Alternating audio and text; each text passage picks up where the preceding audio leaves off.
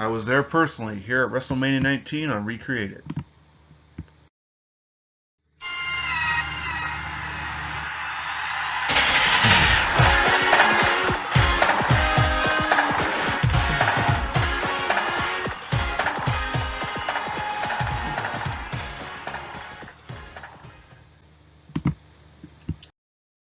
And before we begin, a few facts. The event took place on March 30th of 2003 from Safeco Field in Seattle, Washington. The attendance was 54,097. 24 wrestlers participated at this event.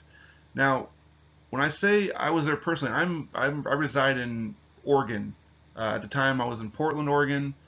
I was actually visiting my grandfather for the first time in my life, and during that time, unfortunately, my great grandmother passed away. We went to go see the movie Chicago. She We said goodbye to her that night. She said goodbye to me, which she had never said before. And my grandfather was like, "That's funny." She always says, "See you later." We went home. We went and saw the movie. While he was watching, after we got done watching the movie, a bunch of text messages. Hey, is mom with you? She's not responding to me or calling. The people who took care of her son and her daughter, my great aunt, or my aunt. I didn't really know too much about, but long story short, I was only supposed to be there for about 4 days. I was actually not going to be anywhere near Seattle.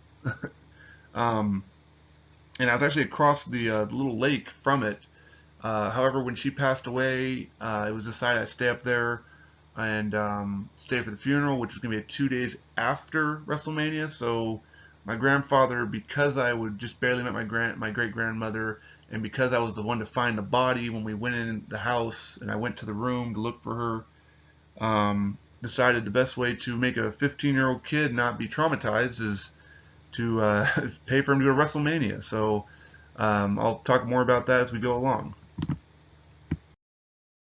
A few rules. Again, it's going to be cut here very soon, but only matches that made TV. No Sunday Night Heat. I actually didn't even catch the RVD and Kane versus Chief Morley Lance Storm match, and I'll explain why that is in a second. But when I did get to the show,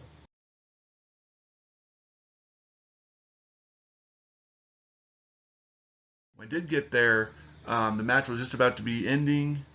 And when I first got there, I had to first take a ferry across the lake over to Safeco Field. I remember getting there with my grandfather didn't like wrestling, so he wasn't going to go. So he went and got a coworker and gave him like $400 or $500 for me to go and get tickets. There was no tickets planned, so along the way we found a guy with scalper tickets, and I think it was $200 for two people to get into it. It was funny. The guy who took me didn't pay for his own way. He used my money that was given to me, so I didn't get a championship belt that night. Just I really wanted one. I didn't have the funds because the guy had to buy the ticket. Which, all right, fair enough, whatever. I couldn't do it by myself, and I wanted to. But we got tickets, and we actually got. I was the second row. If you turned around from the ring, I was the second row in the Limp Bizkit concert on the stage. So I was on the ground level. I was surprised how close I got. Felt Kane's pyro on the way out. Felt Booker T's pyro when that went off. In fact, I remember I sat down with this big old expensive drink, and I think it was Undertaker's, or it was possibly the Star of WrestleMania. The ash from the pyro fell into my drink, and so there's $8.95 or whatever it was the drink was. It was expensive. Wrestling matches very, very expensive. I was surprised. But I remember watching this match, and as you can see in figure form, you can recreate it. Obviously, Matt wrestled with the shirt. They didn't make him with the shirt, at least not that style. But I mean, minus a shirt, it's pretty much right there. There's the Daredevil Ray, barring any.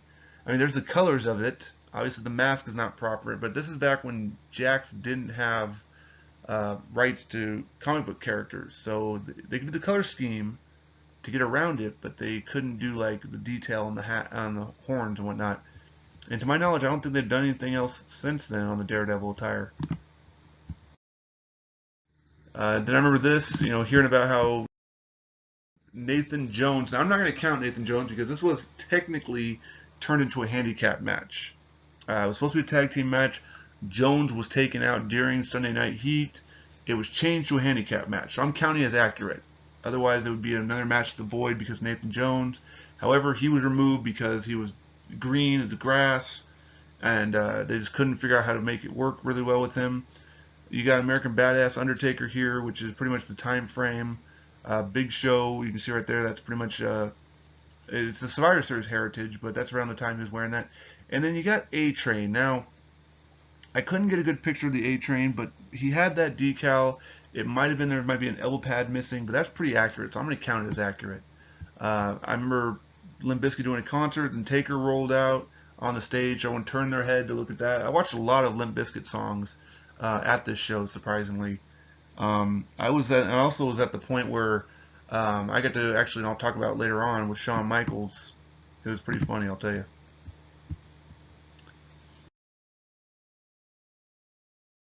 Now the third match, oh look, we're missing Jazz again. Now this time it's replaced Lita with Victoria. You got Trish. Now none of the ladies here. The closest I could find to Victoria was this exclusive Toy Wiz imagery. It might not be exclusive to Toy Wiz. It might just been, but you can see it's not anywhere close to it. None of the attires matched. This match, of course, is in the void because without Jazz, it doesn't exist.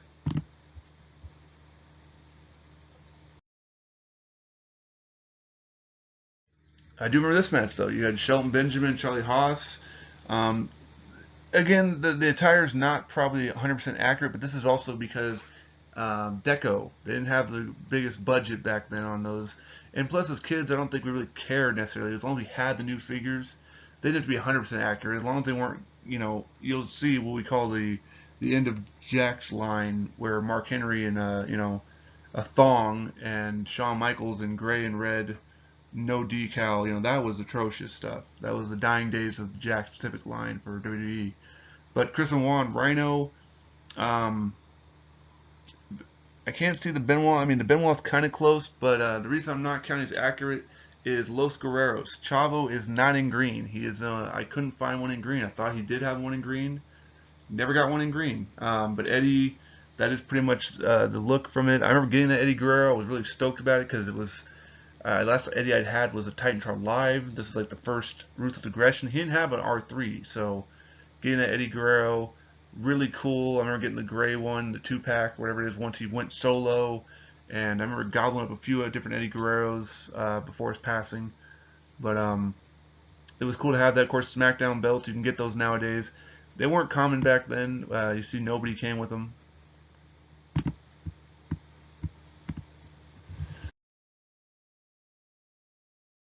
Now this match I was ecstatic for because the first person that I ever saw wrestle was in the Royal Rumble 1996, and I was at a friend's house, well, my father's friend's house, and they're watching on like a little 19-inch screen monitor. He paid for the pay-per-view, and he's watching on this little dinky TV.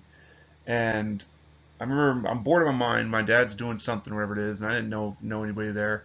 And this guy's watching wrestling, and I hear Shawn Michaels. I hear the countdown. I look up, and there's a Shawn Michaels. This guy just comes jumping out, or whatever it was, and it runs in the ring and starts just kicking people and punching people. And it was he eliminated Vader and Yokozuna and threw out the 1, 2, 3 kid, like pinch pressed him out. And I was like, whoa, this is kind of cool. So here's the guy who got me into wrestling, all-time favorite Shawn Michaels. Even though I wanted to be like Shawn Michaels, I realized being 6'9", I should have been more like wanted to be like the Undertaker or Diesel. But I like the Shawn look. I like the boy toy, the Heartbreak Kid. I like that whole concept, the arrogance, the flamboyance, the showmanship, if you will. And then when Shawn went down with the back injury, retired, Chris Jericho popped on the scene, and I just was enamored with his cockiness, with his better than you type situation. And it was funny at first because at first he didn't get pushed for nothing. I was like, oh great, they're gonna bury another WCW guy. Because there have been a few people who come from WCW that just didn't go anywhere, do anything. This is the first guy to come over from there. I remember hearing people say, "Oh, Chris Jericho's in WWE," and I'm like, "What? That's the dude who's over there." I vaguely remember him from WCW. I didn't watch a lot of WCW, but I recognized him here and there throughout matches and whatnot. His attire was always kind of cool. So here they get to collide at WrestleMania 19. I get to watch this match, and if you've ever been to a wrestling match, it's different. You hear the music, but you don't hear the commentators. So all you heard was just running, slamming, bounce, that kind of stuff. What's interesting about this match, of course, was Shawn would win the match after a huge, huge match where he put Shawn on the walls of Jericho. The funny thing was when he came out, he used his little entrance gun thing, and when he was right by my direction, and he went to fire it, it didn't work. And he was like, yeah, whatever, and he just kind of was like, well, tough shit for you guys, which is fine because I don't think I wanted confetti in my drink. It already had ash in the drink; it was already ruined anyway. I remember people standing on their chairs, so I had to stand up on my chair to see over them. I mean, I'm tall, but I was only at the time 6'4" at the time, so I had my leather jacket. I looked, I just looked like an average teenager. Um, at the end of the match, of course, if you watched it, Jericho kicks Shawn in the nuts. Shawn goes down. He goes up the ramp. Shawn goes. When they leave, they actually don't go back up the ramp. Some of them don't. They go around the side. Shawn did, and people were like, reaching out, trying to touch him and whatnot. And I was right there, and I was trying to high five him, but as I was gonna go, as I thought he was gonna go to shake my hand, he basically was holding, he kept selling the nuts, so he kept holding his crotch and whatever. And it's funny because he reached up to shake hands, and I was like, dude, your hands on your nuts, I ain't touching you now. So my only chance to get a high five from Shawn Michaels, but I was like, dude, you were just grabbing your nutsack, man. I don't, no offense. I'm hindsight, I shouldn't have cared, but at 15, I was like, I'm not about to high five a dude's hands just been all on his nuts. So that's my story with Shawn Michaels. That's as close as I came to ever meeting Shawn Michaels. On to the sixth match, Triple H versus Booker T. Now I thought Booker was going to win this thing. I thought, okay, cool. They're going to push a WCW guy, give him the World Heavyweight title. Maybe Triple H is going to go do something else, or whatever. Maybe it's time for him to drop the belt. Oh, how wrong I was. But thanks to Mattel, you can recreate this match. I know I didn't talk about it too much in the last match, but uh, you saw it there. It's accurate. You can't recreate it in Mattel form because they have Jericho, but they don't have Shawn in that style yet. Um, they never really did his return attires, unfortunately. But go back to the Triple H versus Booker T. There it is, clear as day. The only thing you do better is if they make them into Ultimates one day, and it'll be the Ultimate Edition. I mean, I look at the tiers like you have Ultimate, you have Elite, then you have AEW, then you have probably Basic or Core. As we call it, I call it Core. A lot of people call it Basic because even though they're not the greatest anymore, the old ones were pretty hyped and whatnot. So, but if you want to recreate the match, it's right there.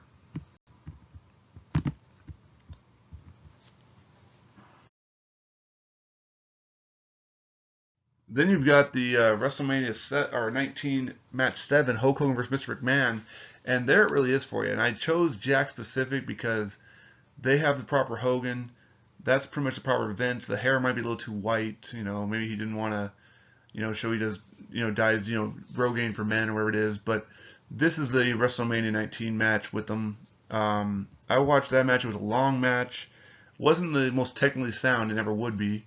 It was interesting to see the guy come out who no one knew who that was. Now know where Piper shows up. And of course, when you're about 26 rows back, it's hard to see the ring. A lot of times you just want to look at the screen, but I'm watching it live. There's some things I do remember missing about it. But you can recreate this. You can recreate it. It won't be accurate with Mattel as well, but if you want to recreate it entirely, you want the Jack specific versions of Vince and Hogan.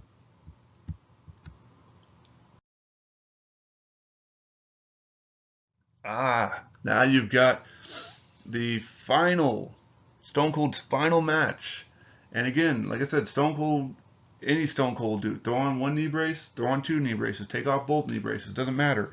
You got a Stone Cold, you pretty much got WrestleMania accuracy. I think he had one more round on his jacket, which I don't think they've ever made an action figure form of. I was told that he just won't allow that to be signed. It's supposed to be special only to him. Then you got The Rock, who literally, this is from his WrestleMania 19 match. You can see the tattoo is formed, but it's not on his pec.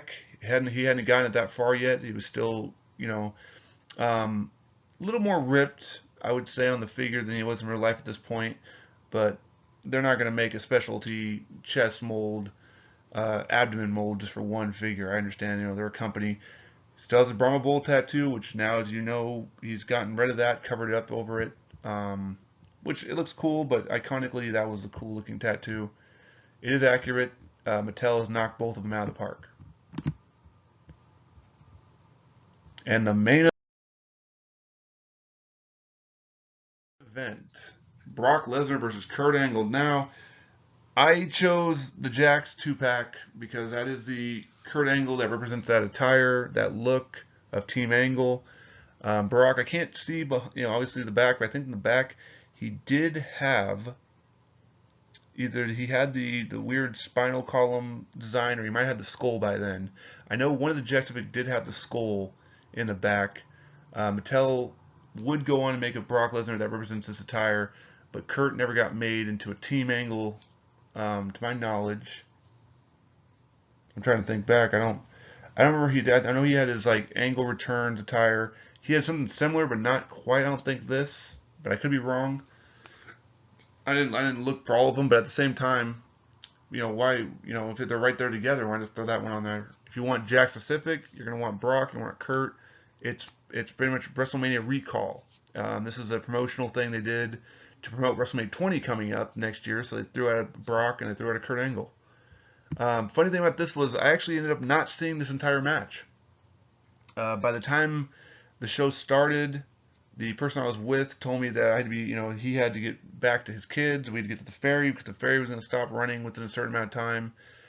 So people started bolting out the door. I remember leaving out the exit as we heard Brock go up, and then hearing the crash and hearing people go, like gasping.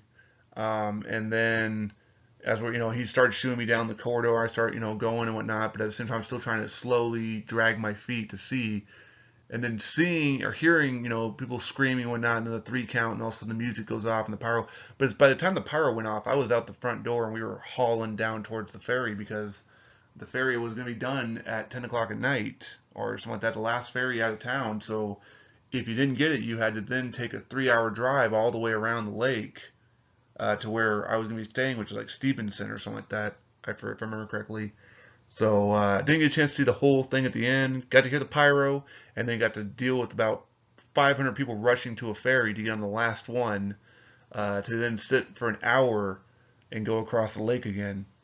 So it was unfortunate. I still had a great time with it. I still fond memories of it.